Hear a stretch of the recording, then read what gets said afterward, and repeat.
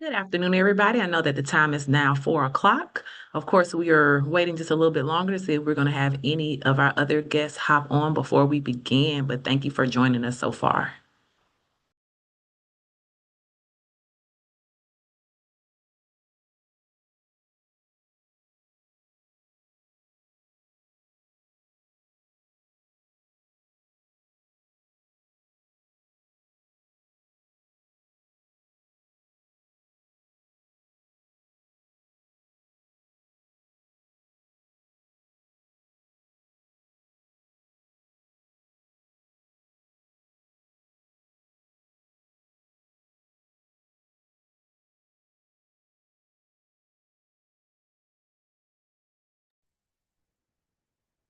Can everyone see my screen?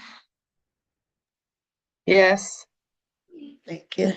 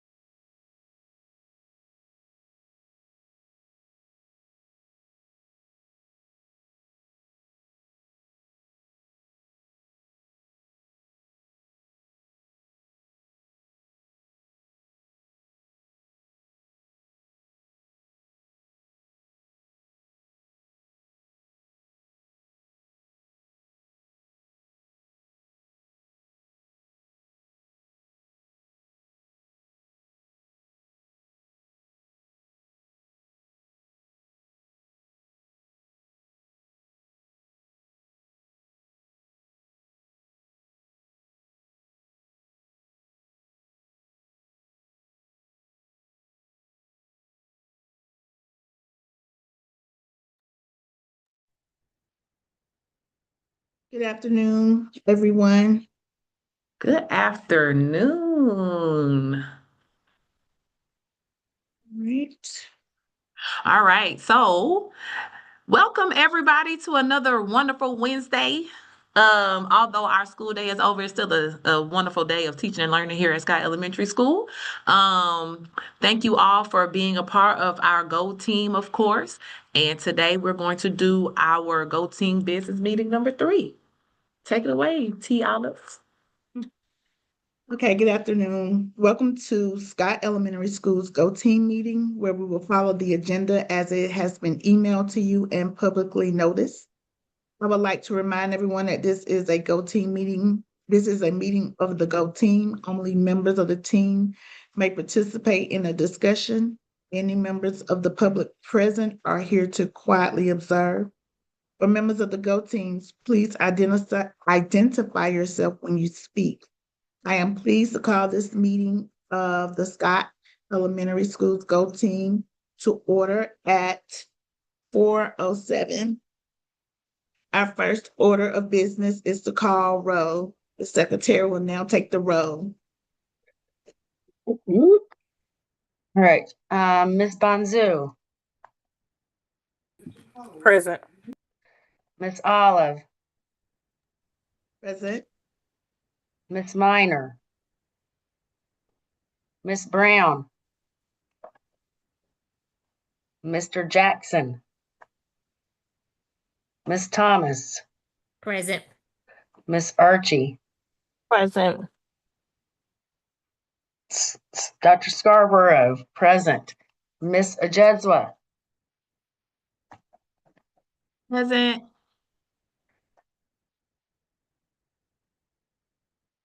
done calling roll.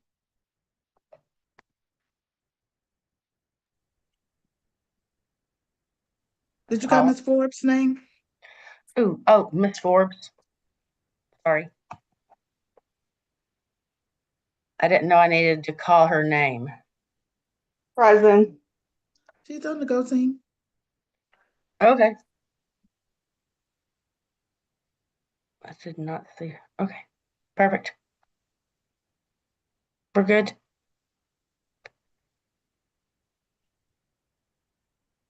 The team will only be able to take official action if a quorum is present.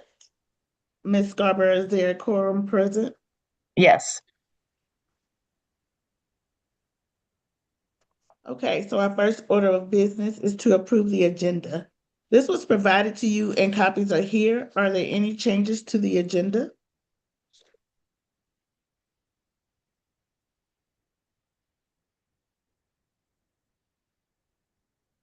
May I have a motion to approve the agenda?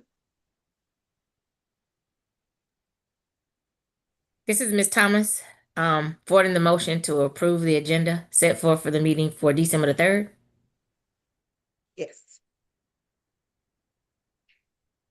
This Miss Can I get a Archie. second? This Miss Archie. I second. All in favor, please say aye. Aye. Aye. Aye. All Aye. opposed? All opposed, please say nay. Any abstentions? Please say abstain. We will review and approve the meeting minutes from our last meeting. The minutes have been provided to you. Are there any corrections? If there are no corrections, may I have a motion to approve the previous meeting's minutes? This is Miss Archie. I move that we accept the minutes from the previous meeting with any necessary corrections. Is there a second? This is Ms. Thomas, and I second the motion.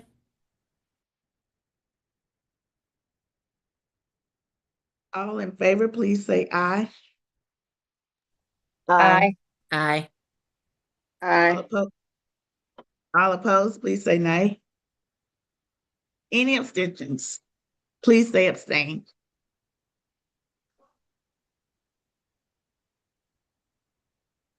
Our first action item, I think this is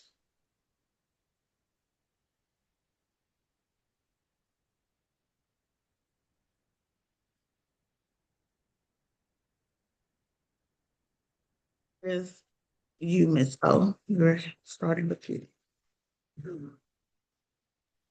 Okay, sorry, I couldn't find the mic. Couldn't get back to my screen. Okay. Sorry. All right. So our first order, no, sorry, I already did that. We've already approved the agenda, correct? Approval of the Mhm. previous minutes. And then we're on discussion items.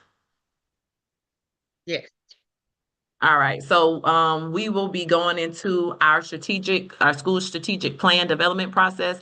I know for the last two meetings, we've kind of been going through this process. So this is our business meeting number 3 for school strategic planning. Remember, the purpose is to create, align, reduce confusion, and simplify our efforts, and that's through our continuous improvement plan. And then the timeline for this, these are going through our 2030 strategic goals and objectives, and they're going to be updated and then approved and ranked by January 2026. And we're going to focus on those strategies as part. Budget season is almost here, part of our FY27 budget and continuous improvement plan process. All right, just a reminder of our district strategic plan. We are a community of believers getting back to the basics. Remember, kind of on the left is what we're doing, and on the right is how we're doing it. So our 6 foci areas are: our strength is our team, our responsibility is shared, our system is efficient and effective, we are strengthening our instructional core, we are caring for every child, and we are sparking student curiosity. And you'll see those come back around once we start talking about aligning our school strategic priorities to these goals. All right, so remember what our goal team focus with our governance. We look at our mission and vision, our strategic goals, and then go into our focus areas and our objectives. And this is our school strategic planning process overview. We've already reviewed our data, aligned mission and vision purpose. We confirmed our 2030 goals, which we use to create our SIP goals for 2030 and identify any additional goals. And we are now at step 4, which is identifying 2025-2030 strategic objectives, reflecting on the 2020 to 2025 strategic plan that we had, and then discussing how we're going to go forward.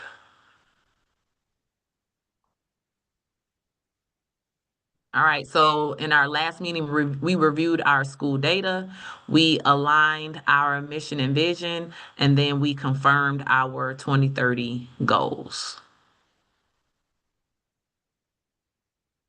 And just a reminder about our changes to our mission and vision. I know that there were some a few word choices that we kind of took out of that mission and vision, one being that underserved.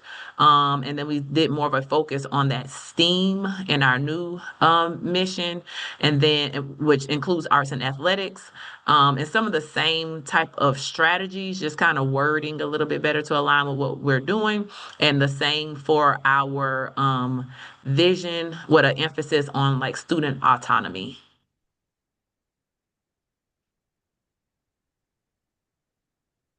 All right, so these were our proposed goals from our last meeting. By 2030, the percentage of proficient and above learners are assessed by the GMAS end of grade ELA will increase overall from 23.5% to 41.7%. By 2030, we want to increase our proficient learners on our EOG math from 26.5% to 46.5%. And then remember that third goal is our whole child goal, and ours was around attendance. Looking at our CCRPI attendance rates, those who are not chronically absent, we wanted to that to remain at or above 87.6%, so that we are in alignment with our district goal. I have a quick question, and you may have said this in a previous meeting. What Yes, is the ma'am. percentage of chronic absenteeism at Scott? Currently, we are at 87.4% of students who are not chronically absent. Yeah, there's been a little, I think before we might have been at about 88 point something. When we get around the holidays, we get hit kind of hard. So we're trying some new incentives for December to get our attendance as back on track as possible before the holiday break. All right. And like I said before, we are on step 4, which is business meeting number 3, identifying those strategic objectives for our 2025 to 2030 strategic plan. All right, so we're going to reflect on our old strategic plan from 2020 to 2025. We're going to do a stop and continue kind of protocol, looking at what we have, things we need to stop, things we need to continue. And then we're going to align those objectives with the district's new focus areas, those 6 focus areas I called out. And then after we do that, we're going to see if there's any additional objectives we need, which would be the start. So this is called like our stop, continue, start protocol.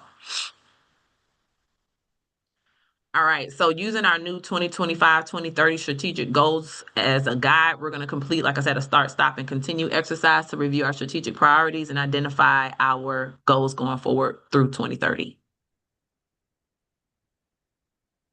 And this is just a reminder of our school strategic priorities that were on our previous strategic plan that, again, was to 2025, which is why we are creating a new strategic plan that will take us through 2030. And those strategic priorities were to implement rigorous and culture relevant and linguistically responsive curriculum with fidelity in all core content areas and instructional best practices in Tier 1 instruction.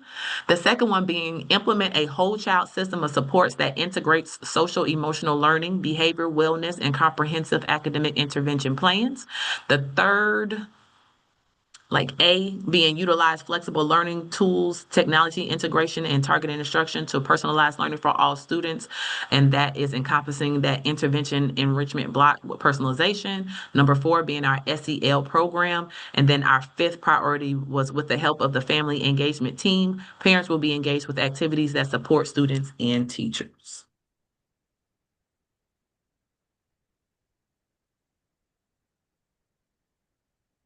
All right, so we are going to have our stop discussion. So again, we have brought over our school strategic priorities. If you look over on the left, those are our old APS district priorities and initiatives over to the left with those 4. Remember, we have the 6 new ones, but what we're focusing on right now is that school strategic priorities in that red rectangle. Those are the ones that I just called out. So what current priorities or activities are not having the needed impact and should be stopped? And are there any priorities, activities that no longer align with our mission, vision, goals, or focus areas? And I'll give you a minute to look back over those 5 that are in that red rectangle.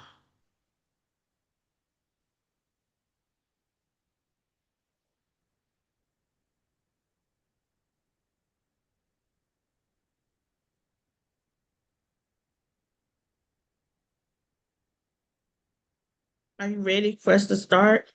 Yes.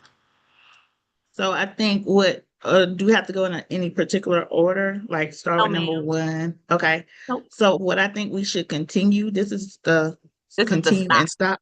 Oh, Yeah, all this is together, the, just this is stop. the stop. Oh, Mhm. my bad. Not ready yet then. Oh, okay. Well, Stop. for one, I was looking at that intervention enrichment block. We no longer have a set Right. out block of time for intervention enrichment. We have kind of just implemented it throughout our small group process. So it's no longer a pulled out, like separate time. It's happening throughout our instructional day where our teachers are making real time shifts and changes and pivots in their instruction. And then they are doing either reteaches through their CFA, which is their common formative assessments weekly, or even just day to day pulling the data for the small groups. So I would like to propose stopping that, the call out of that as a separate block.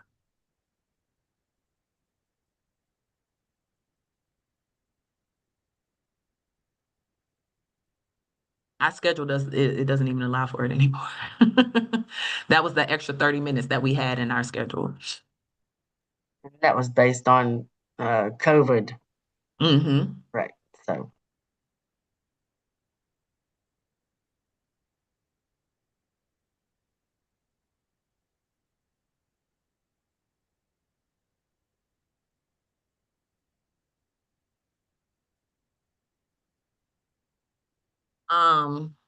Not to monopolize the conversation. Oh, Dr. Scarborough, I see you're off of your you took you off of mute. I mean, we can't stop number one, Right, and we don't want to. right. And I guess we're going to get to that next, but how can we make it better? Right. Okay. So keeping that in mind, though, no, good. That's a good call out. I just want to call our attention to number 3 and how that might actually be utilized in other priorities and maybe not calling it out separately, but maybe beefing up what's in like number 1, number 2, and probably like number 5. And we don't have to say that like right now, but I'm just really looking at maybe some of the things that we're doing in there. I feel like is actually should be with priority 1, priority 1, priority 2, and priority 5. Or not 5. Just 1 and 2, and because I'm thinking of another one too. That's for a start, but we're not there yet.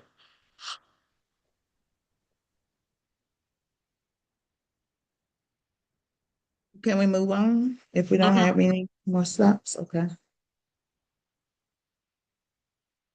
All right. So this, I think, is what a lot of people wanted to get to, the continue portion, right?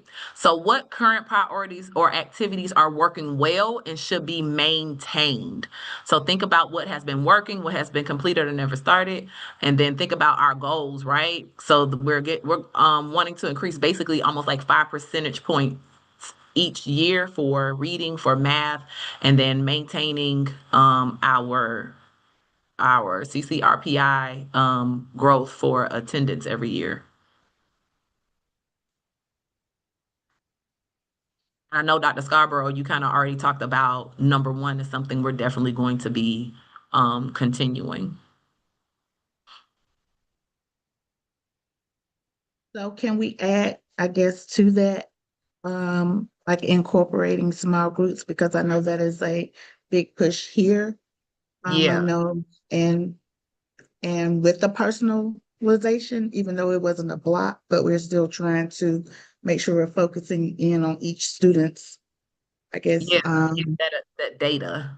yes. And So I think that's definitely something that we can add to 1, which is what was making me not want to call it out separately for 3, because it really has to do with what we're doing for priority number 1. and then the personalized learning, you're talking about putting up with number one, right? Like number 1, and kind of a little bit maybe with priority number 2, because when you look at our whole child, it actually, we're talking Right. about behavior with wellness, but it incorporates academic intervention too, which is a part of our personalized learning. And I guess what needs to be, I think, objectively defined is what is personalized learning and how is it being implemented. Mm-hmm. Right. So I know, and I know we get to our school strategies after we pick our Okay. priorities. Okay. But yeah, no, that's something to keep in mind as we're selecting our priorities, because sometimes you might even feel like you're calling out a priority, but you might be calling out a strategy that's going to make us reach our priority, right? So like when we get to like the real detail, like, oh, we're doing this with small groups, we're doing this through our data protocol, we're doing this through our PLCs. Like those are some of the things that'll show up a little bit more in our strategies, in order for Right. us to Okay. attain our priorities. No, that's a Perfect. good call Okay. out. I Excellent. love it. So for someone who is not really, I guess, in the know of what happens day to day when it comes to instruction that's happening at Scott, Yes, is it ma'am. mandatory that every teacher teaches using small group instruction? And if the answer is yes, well, okay, that's question 1. Question 2 is small group instruction is being offered in both ELA reading as well as math, or is small group only being offered in certain subjects? All subjects. You should see it in all subjects and should be data driven in all subjects through our whether it be midweek shifts or we have a weekly data protocol that we use that breaks down our weekly assessment data, and then it helps us determine who may need reteaching, remediation, but also enrichment, because we want to make sure even our students who are showing proficiency or distinguished either stay there or can even go even further along their learning opportunities as well.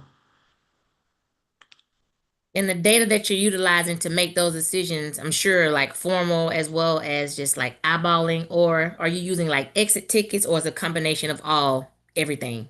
Combination of all. So we use exit tickets, we use writing samples, we use any kind of breakdown, like even our exit tickets are even broken down a little further when we do our academic monitoring, so we can see exactly where the gap is and whether that's a procedural or a conceptual gap, because it kind of allows our teachers to then plan for that small group a little bit more. And then even after we do that, if they're still not showing proficiency on their weekly assessment, we can go and dig a little deeper for remediation, reteach with a reassessment to see if what we did different had any kind of impact on their proficiency for that specific skill.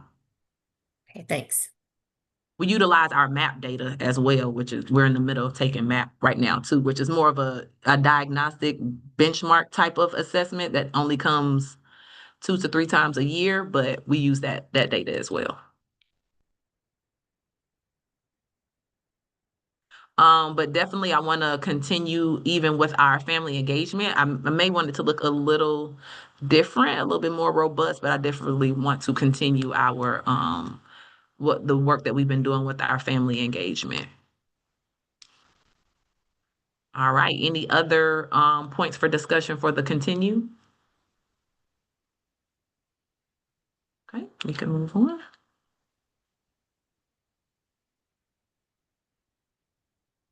All right, so we're going to identify, so we're going to enter the strategic priorities from the 2025 strategic plan that you and your Go team you think should continue. All right, so that was so I guess we'll take the notes and then we can come back in. Okay, so that was definitely, I know for sure priority 1, priority 2, and priority 5, even though I know that there's some things once we get to our start that may change within those. And then the other ones that we've identified can be probably shown or rolled into those priorities as well. Like our SEL is not like a separate thing, like it's something that we're doing all day within all content with the critical thinking, the problem solving, everything like that. So I definitely want it to be called out kind of more so in with priority number 2. So priority 1, 2, and 5 look like the ones that we will bring over. We'll probably wordsmith it a little better to bring in a little bit of the components from 3 and 4. And is it mandatory that there are 5? Actually, when we get to our alignment with our goals, there's actually 6 buckets that we'll have, and they want 1 for at least each of them. But I do have some ideas for the other ones. It's things that we're doing that we're just not even calling out that we're doing that we should, call that out, and then we can even take those things to the next level or next step. Okay. Here we go. All right, so our next step is going to be aligning our objectives to the district's new focus areas. So again, like the one on getting back to the basics is what we're doing, and then community of believers is kind of how we're doing those things. But so we are strengthening our instructional core, caring for each child, sparking student curiosity. Our strength is our team, our responsibility is shared, and then our school is efficient and effective. All right, so looking at those other objectives that we had, I think priority number 1, which was dealing with the tier 1 instruction, making sure it's culturally relevant, linguistically responsive, and I do want to add in like literacy, numeracy, those like in critical thinking into that. But to me, that looks more for we are strengthening our instructional core. That makes more sense to put it under that focus area. Does that make sense to everybody else?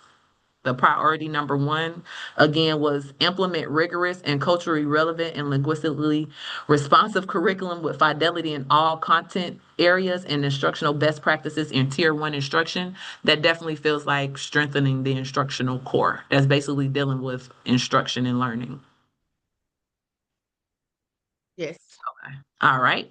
And then for priority number 2, which was implementing that whole child system of supports that integrates social emotional learning, which is our SEL component right there, behavior, wellness, and comprehensive academic intervention. For me, that seems for we are caring for every child. And even if you look at the bottom, it was kind of letting us know, because that one was with the culture of student support, which is now more aligned with we are caring for every child. All right. And then the third priority, which was with the help of the family engagement team, parents will be engaged with activities that support students and teachers. That was, hold on, our Our responsibility. responsibility is shared. Yep. Okay. Yes. Yep. Okay, cool. But if you look, that means that we still need something for sparking student curiosity. Um, Do we our put strength in ours? our team. I'm sorry. I was thinking like our STEAM program. Yeah, Okay. for sure. Like it's in our mission Yes. and vision and everything, but it's not called out in our priorities or our Priorities. strategy. Yeah. So definitely want to add that there. So I think on the next one is where we start the start discussion. Okay. Yep. So we can go ahead and advance to that slide. I don't know why my eyes get. And voila. So we'll be identifying our oh, I think we were supposed to maybe exit out. So we're going to be identifying our start discussion, right? So remember, we want to have about 1 or 2 objectives for each focus area. I don't like having a lot of objectives, because a lot of the times you really got to focus in. So I'm thinking 1 per each objective will be great because that's 6. I mean, 1 per each focus area would be great because that'll be 6, and we already only had 5 from before. Um, so we have for strengthening our instructional core, we have one for caring for every child, but the one that we don't have an objective for, I mean, a priority for is we are sparking student curiosity. And like Miss Olive said, it seems like that is where we would kind of call out our STEAM program, right? And project-based learning because it's happening and it's something that we're pushing to happen even more, but it wasn't called out specifically. So I have some wording, and I could just read that out. It doesn't have to be, it's not etched in stone, but so Scott Elementary will expand meaningful STEAM focused, project-based and experiential learning opportunities that nurture student creativity, curiosity, and problem solving while empowering students to design, build, and lead with purpose and autonomy. Doesn't have to be like that, but basically just saying that that's how we're going to be sparking their curiosity as far as like things they want to do now and in the future through the STEAM program. Like these kids are over here making seasonings and building grow lights, and I think that's amazing. If that's not sparking student curiosity, I don't know what is. So I think keeping along with those project-based learning opportunities that they've been doing and really pushing it so that I think it's happening really, really great in pockets. And I really want to push it to where it's just school wide. Doesn't matter if they're in the STEM lab or out in the gardening with Mr. Kleck or in second grade math classroom. Like I want it all, like I want it throughout the building.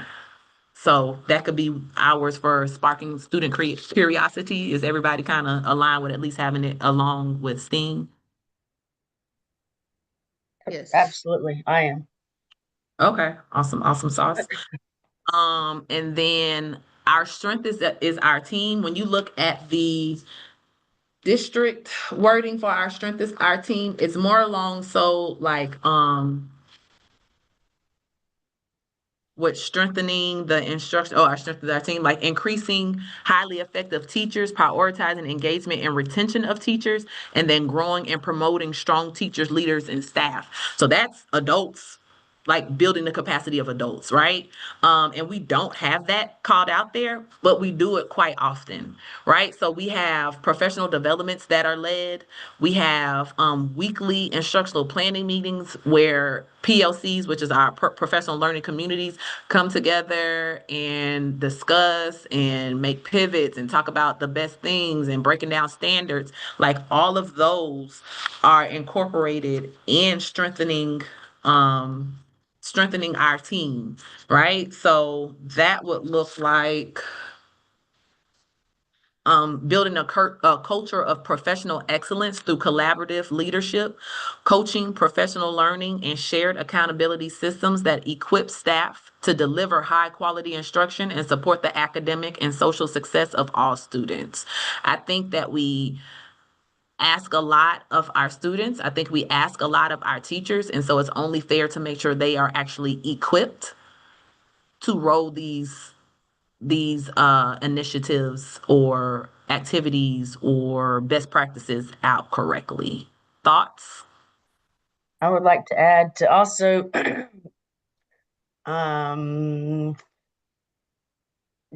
utilize the teachers that are there and their expertise in a effective, efficient way that would Yeah. better like bring a lot more progress. Like And building capacity of the well, current like staff through the right, staff that we because already have. I think we have a lot of staff that have a lot of knowledge, experience that's underutilized Right. So then utilizing the staff that we have to help build the to the capacity. potential that maximize what they can provide. Right. So that would be like them providing maybe some professional development, whether it be school-wide, small group, Right, maybe co-teaching opportunities, maybe some peer observation, things like right, that, or even having them on the ground level a little bit more, even when some of these systems and frameworks are being built. right. Yes? Okay. I also would like to, I don't know, you're talking about how we do things but don't call them out. We also promote from within. Mm, I guess, continue to make that a priority. definitely. Definitely. We got a lot of homegrown leadership going on. So definitely to make that a priority. I don't know if we can, if it's worded, but I know that was part of the districts as well. So, Yeah. and that is something that we do here. That's actually a metric that they measure for HR yearly for our talent, like the HR summit we went to, and they talk about how many people actually progressed in positions within the school buildings. Yep. I know that y'all did like a yearly celebration for Ruck and Flow. Mhm. Do you do something monthly where you are highlighting like maybe like a teacher of the month or a staff person of the month? You do that. Yes, so we have teacher of the month, support person of the month, and then a team of the month. And so at our RAM recognition programs where we recognize our students, we also recognize those members, and then they get a little treat. Yes, because it's a lot of excellence going on in this building, and we try to highlight it as much as possible. But I am clear that we are probably missing opportunities to do that. So any other avenues that we can do in order to like really make sure that everybody knows like we see you, we appreciate you, and we know the work that you're doing is great, so great that we want to share it with everybody. I think is a good pathway to go down. So that's something that we can add with that collaboration leadership piece for, and that'll be like our priority number 4 that'll go under our strength is our team. Okay. And then our responsibility is shared. That one we already kind of had. Oh, that was with the family engagement. I just want to be sure. I think some wording I want to have is like cultivate inclusive and authentic family and community partnerships that empower caregivers to support learning, and I want to emphasize empower our caregivers to support learning, contribute to school decisions, and participate in activities that strengthen student outcomes and well-being. I know that we have a lot of great things going on. I'm not even sure that our parents know all of the great things all of the time. So just seeing if there's opportunities where we can kind of get them out and almost just showcase what we're doing and their thoughts on it, and maybe even some next steps that they think may be important for our community or their students as well. I have a question. Yes, ma'am. Y'all did a really good job. Well, you did a good job when we had the celebration for Flo and Farouk. where you had a large Spanish speaking population of parents and caregivers that did show up, and how Mhm. you were able to have someone to translate. Actually, no, I'm sorry, when you had the meeting, the community meeting, when it was announced about the possibility of combining the schools. Yes, You ma'am. did a good job of making sure that those families felt seen and they felt heard.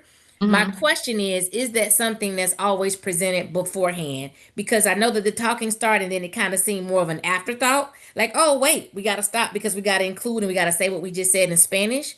But is Mhm. there a world where that happens from the beginning? Because I was sitting next to a couple of Spanish speaking parents and they really was just in the room, really not having a clue what was going on Yeah. until like maybe 15 minutes into the program. And that's when we actually divided the room, that it was Spanish speaking on one side and English Mhm. speaking on the other.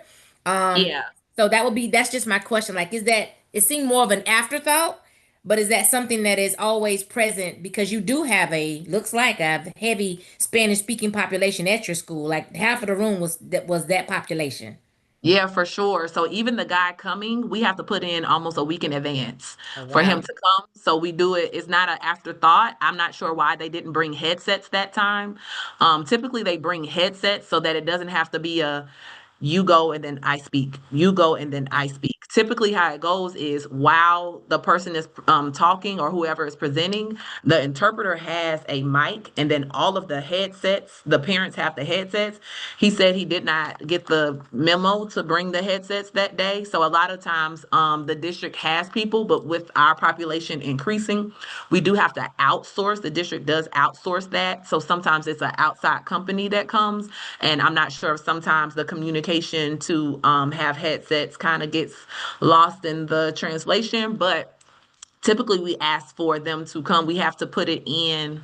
We try to do it at least a week in advance, if not more, because sometimes if you don't do it, they'll say we don't have enough time to get somebody. So it's definitely a before thought. I'm not really sure what happened on their end with the equipment that we requested, but yeah. And then all of our communication, we have to send in advance, like flyers and things like that. And then we also send all of our robocalls are also sent in Spanish as well as English. So yeah, we are getting much better at it. I know that there are always going to be, moments and times.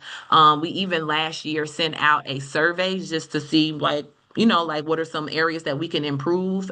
We sent it out to all of our families, but of course it was asking about our inclusion of our Hispanic families more so. And so we did get some feedback about communication. And so since then we've tried to be on it like every single time, making sure that we have those interpreters in the building, and making sure that we not order, but I guess put in the requests for the interpreter with the headsets. And then our hope is just always that those requests are met fully. So even when it comes to someone that actually can come and be the interpreter or the liaison between what's happening in English so that can be translated to someone in Spanish, does that person have to be vetted by the district, or do Yep. they take Even so it has to be vetted? has to be vetted. We've Okay. actually gotten a slap on the wrist if we utilize someone in the building that happens to speak Spanish. They have told us that that is not allowed, that Okay. it must come through the district in order to have that done correctly, to be sure that our parents are getting the information as it is being relayed to them with no extra, no nothing. Someone who is vetted by the district, either coming from the district office or coming from the contractor that the district pays for to come do it. Okay. Yeah. Thanks. Yes, ma'am. Um, yes. So, but we can make sure that we actually call out that in that goal, that as much as we want to be culturally relevant and responsive in our instruction, it needs to be the same way with our family engagement. And then for that sixth and last focus area, our school is efficient and effective. I know that that's not a priority that we had something called out for specifically. But I think that we've been trying to do a better job of making sure things are done, like as far as like protocols, like things are in place so everybody knows how data meeting goes. Everybody knows how instructional planning goes. Everybody knows how we're doing certain things, right?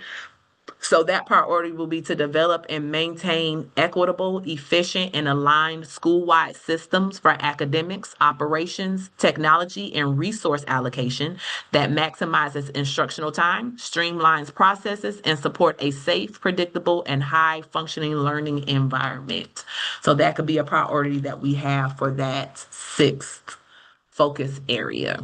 And that is even where some of those things will lie, even with making sure that we have a protocol in place for our translations, sorry, for our translation services, or any kind of process that we have any kind of situation or event that we have the correct processes in place to make sure that everything goes smoothly. So then that would have us at one priority per focus area. Are we good with those six? I Yes. have a quick question. Yes, is that Ms. Forbes? Yes, this is Ms. Ford. You were talking earlier about the resources for parents, Yes, the ma'am. resort. You can hear me?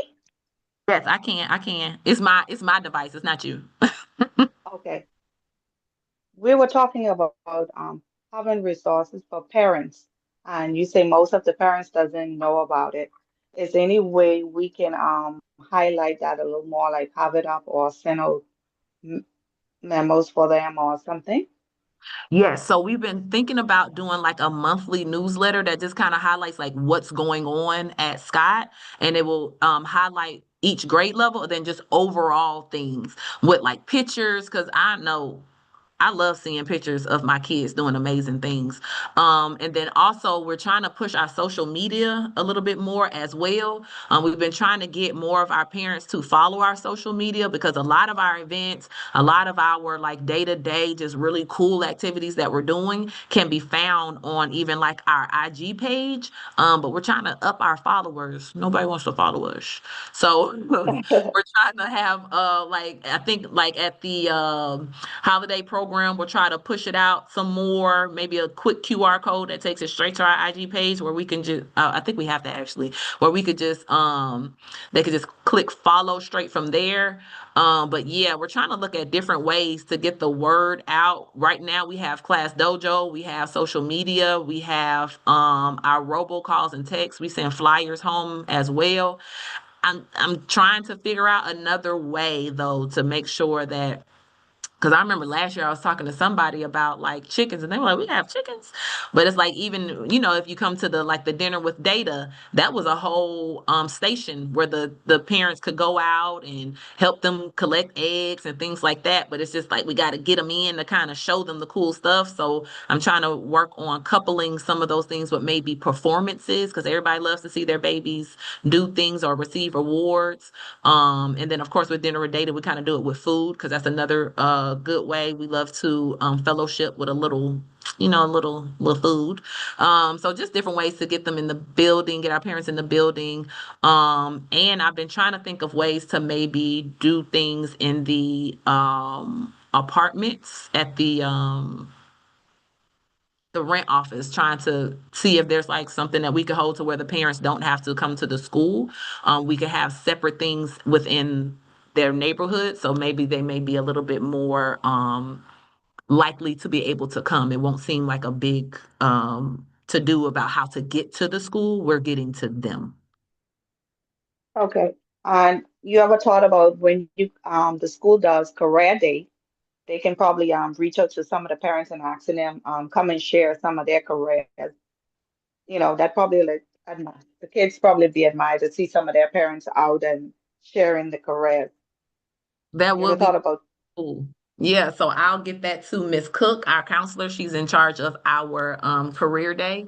She actually does is it a career cafe, where sometimes during their lunch, she'll even invite some people to come and just talk about their careers, especially with our third, fourth, and fifth graders, who can kind of focus in, eat their lunch, and listen a little bit.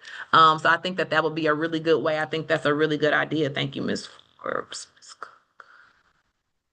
Have you ever thought of maybe like a chew and chat or a sip and see or something with chew and chat with Miss O, where you could possibly hold like a meeting, I don't know, like a an informal session where you can actually just have conversation with parents, you, Miss O, because I mean, or even with teachers in the morning time before, even like when you're having, because I know y'all have a basketball team and they have a halftime.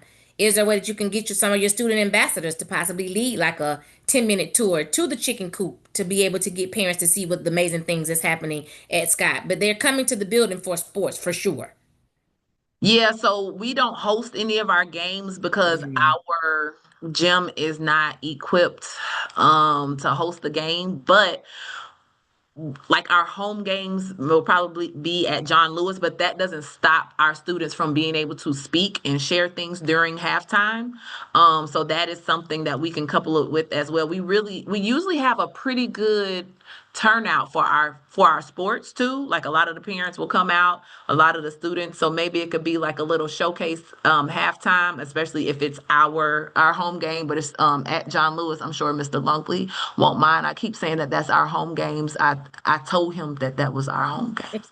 So yes, that's definitely something that we can incorporate. Like a just quick run over of what's going on, so they kind of know and get excited about the same things that we're excited about. That's a really Especially good one with your too. dance team, because your dance team they were great during that ceremony, and I'm sure Yeah, parents will be happy to see them come out or just to see them performing during halftime.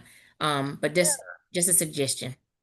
we got a dance mom on with us right now. Haley was one of the ones that was in there. So yep. So yeah, that's definitely something that we can do to couple that with. Thank y'all for those suggestions.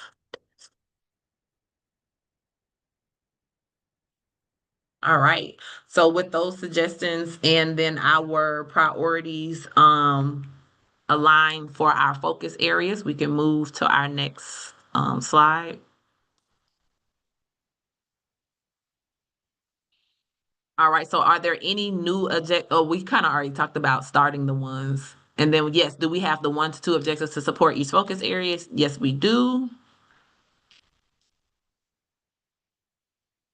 All right. So where we're going from here at our next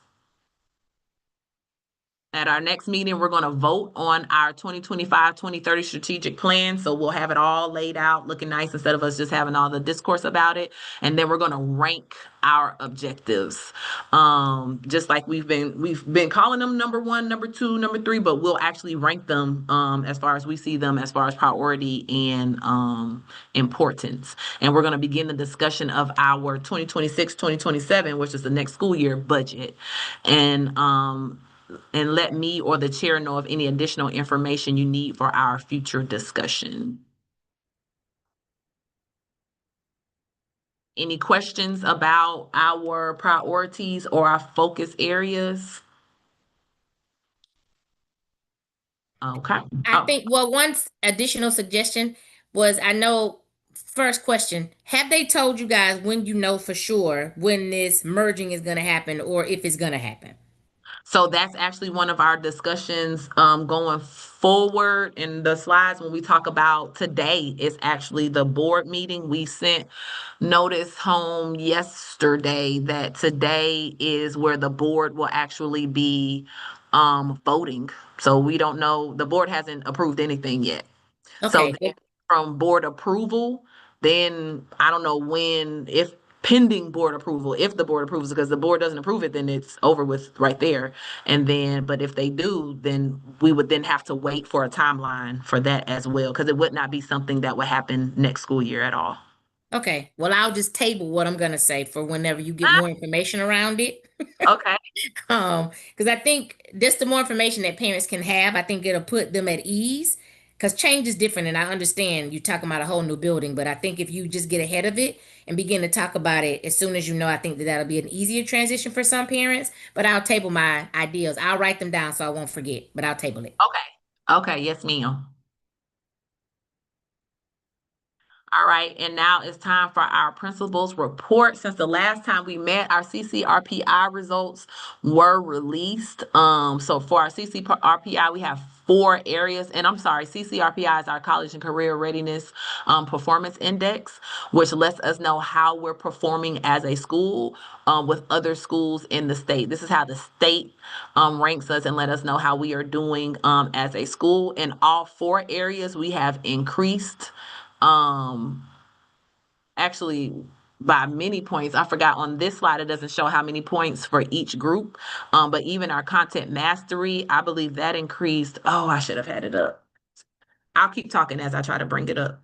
So for content mastery, we're at 49.2, which is an increase in all three areas. A lot of times we've seen an increase in 2 out of 3 areas. This year we were able to see a positive move in all 3 areas, with English language arts having 45.49. Yay, right? Mathematics being at 51.14, and then science being at 53.85. We had a big jump in science. For our progress points, that's how students are progressing. In English language arts, we're at a 96.16.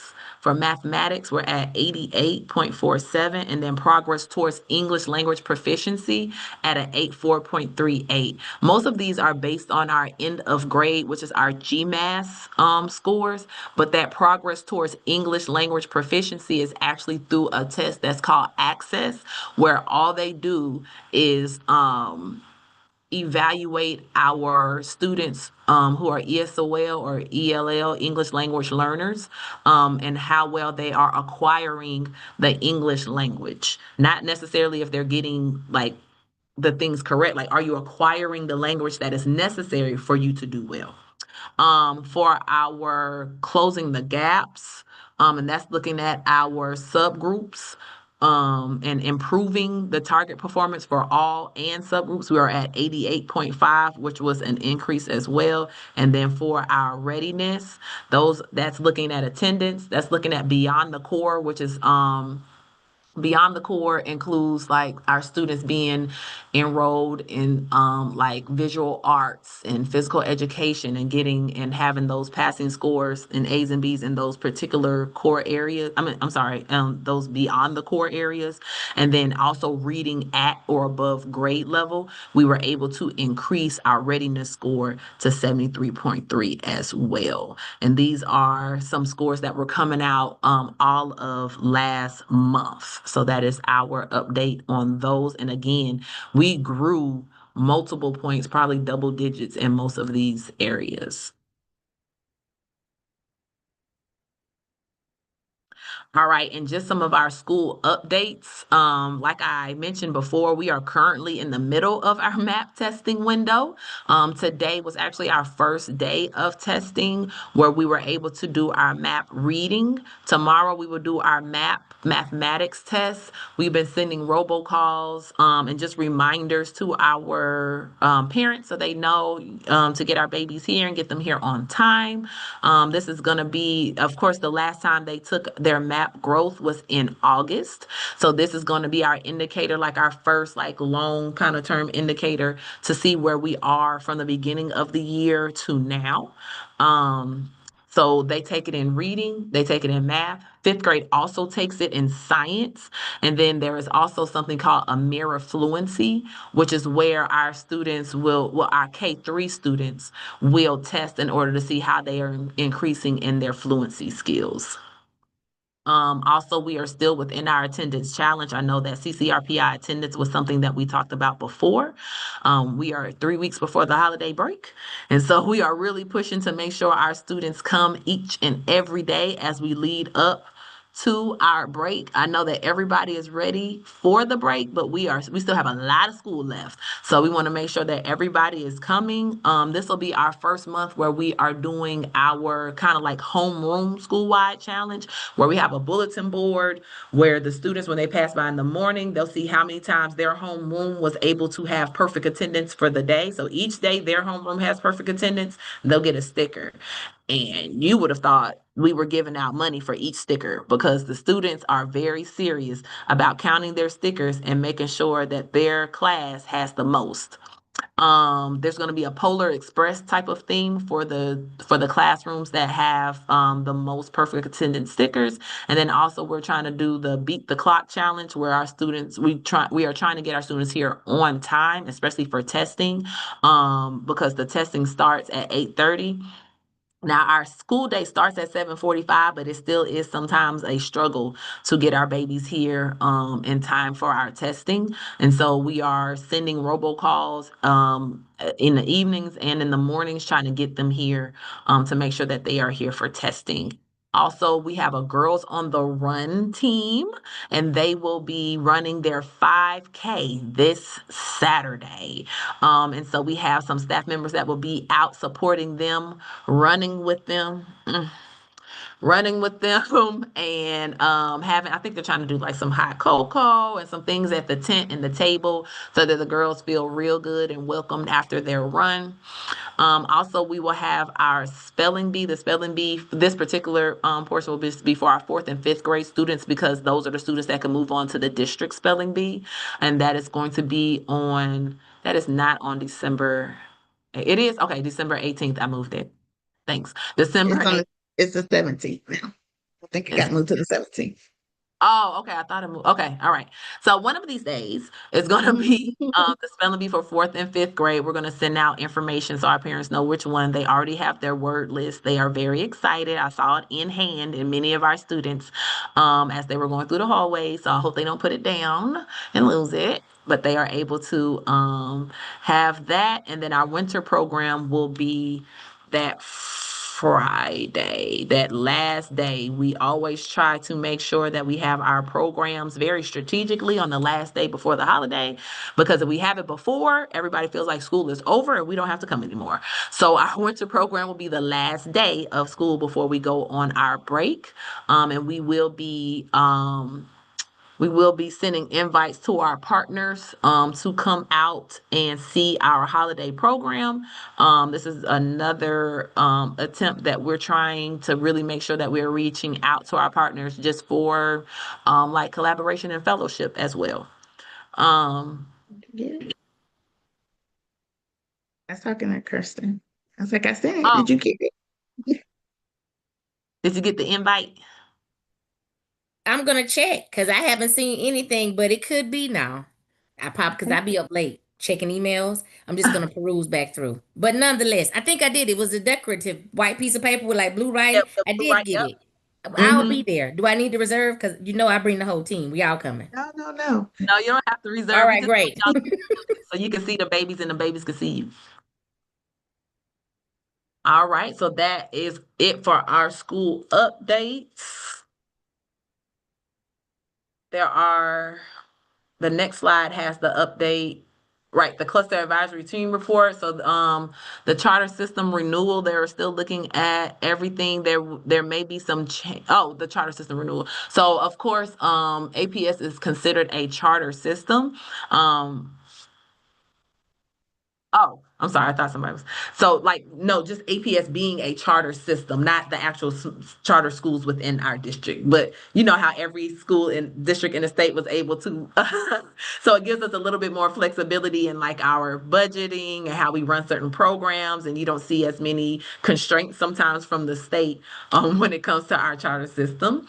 And then, like we said before, we were doing some preparation for our budget, just kind of looking, trying to see, prioritizing things, making sure that we are ready to go into budget season. And of course, we talked about some of the school-wide initiatives that we are doing for attendance. Scott got a shout out at the last cluster advisory team report for being one of the schools that had done amazing gains in our attendance. I believe when she quoted it in 2022, our CCRPI attendance rate was at 44.7. And like I said, right now we are currently at 87.4%, right? So that's amazing in those couple of years.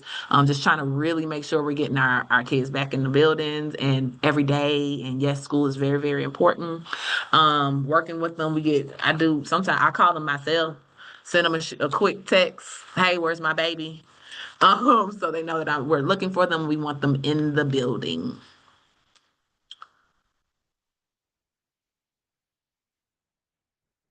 And then this is what we were talking about before, where today is the community hearing, the board meeting and community meeting for the moving forward as far as the things that are will be happening in the district as far as consolidation and closing, right? So those are the public hearings. Now, this APS Forward 2040 visioning, all of these dates have passed. There were some meetings that were held at the middle schools, apparently, trying to get like some information about what the communities needed. And then like some of the topics that they covered are on the right as far as early college, technology, vocational arts, biomedical. So I know one of the proposed things has one of our schools maybe turning into a school for the arts. I can't remember which high school. It might be Carver. I can't quite remember which high school that was. So they were just trying to get more information from the community on these topics. And that's all a part of our comprehensive long-range facilities plan. I don't have any additional announcements at this time. I think we got them all out. Something I'm supposed to say. Gotcha. Um, does anyone have any announcements? I don't have any more. Okay, so we have reached the end of our agenda. Is there any additional business at this time? If not, may I have a motion to adjourn this meeting?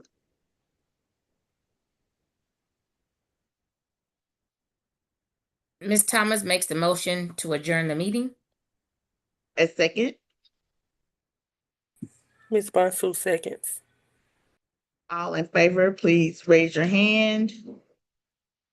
All opposed, please raise your hand. Oh, no. Any abstentions? Raise your hand. This meeting is adjourned at 5:08. Thank you. Thank you.